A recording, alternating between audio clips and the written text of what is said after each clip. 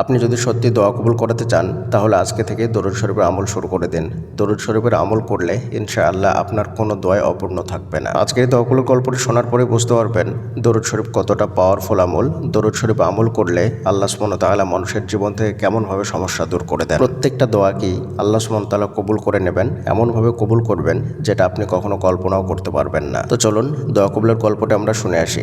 গল্পটি শুরু করার আগে আপনাদেরকে জানিয়ে দিতে চাই, আপনিও যদি আপনার বাস্তব জীবনে দোয়া কবুলের গল্পটা আমাদের সঙ্গে শেয়ার করতে চান তাহলে শেয়ার করতে পারেন, আমাদের চ্যানেলে প্রচার করা হবে। দোয়া কবুলের গল্প পাঠানোর জন্য আমাদের ইমেল আইডি ব্যবহার করবেন। আমাদের ইমেল আইডি হলো khalidhasan6695@gmail.com। এটা আমরা ডেসক্রিপশনেও লিখে দিচ্ছি। গল্পের শুরুতে তিনি লিখছেন, আল্লাহর কসম, কয়েকদিন আগে আমার জীবনে এমন একটা সমস্যা হয়েছিল যে আমি সত্যি অসহায় হয়ে পড়েছিলাম। মনে হচ্ছিল সবকিছু শেষ হয়ে গেছে। আমি চুপচাপ বসে কাঁদছিলাম, কি করব কিছুই বুঝতে পারছিলাম না। তারপর আমার প্রিয় নবী হযরত মুহাম্মদ সাল্লাল্লাহু আলাইহি ওয়াসাল্লামের উপরে দরুদ পড়া শুরু করলাম।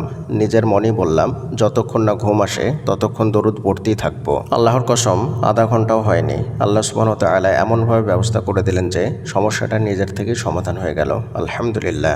আমি দরুদ পড়তে পড়তে নিজেকে বলছিলাম, ইনশাআল্লাহ রাত 2টার মধ্যে সমাধান হয়ে যাবে, যদিও কোনো আশাই ছিল না। কিন্তু আল্লাহর কসম, রাত 2টার আগেই আল্লাহ সুবহানাহু ওয়া তাআলা সমাধান করে দিলেন।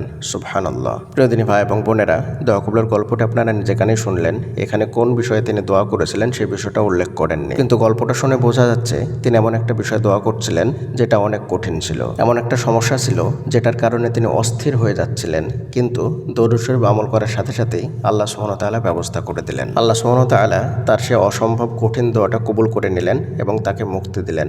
সুবহানাল্লাহ। তাই আর দেরি না করে আজকে থেকে দরুদ শরীফ আমল শুরু করে দিন। ইনশাআল্লাহ আল্লাহ সুবহানাহু ওয়া তাআলা আপনার সমস্যাগুলো এভাবে সমাধান করে দেবেন এবং আপনার দোয়াগুলোও কবুল করে নেবেন। পরিশেষে আল্লাহ তাআলার নিকটে দোয়া করি, আল্লাহ তাআলা যেন আমাদের সকলকে বেশি বেশি দরুদ শরীফ আমল করার তৌফিক দান করুন। আমিন। আসসালামু আলাইকুম ওয়া রাহমাতুল্লাহি ওয়া বারাকাতুহু।